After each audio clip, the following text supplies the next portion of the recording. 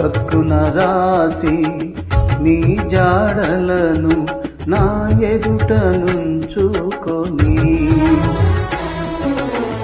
గడచిన కాలం సాగిన పయనం నీ కృపకు సంకేతమే.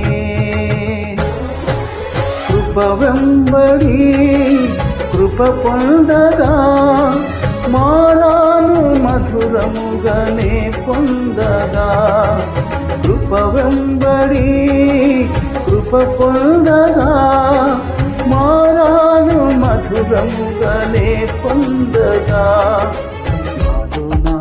నీ మంచి చూశావయ్యా, నీ ప్రేమ చూపితివి నా యేసయ్యా. నాలోనా ఈ మంచి చూశావయ్యా, నీ ప్రేమ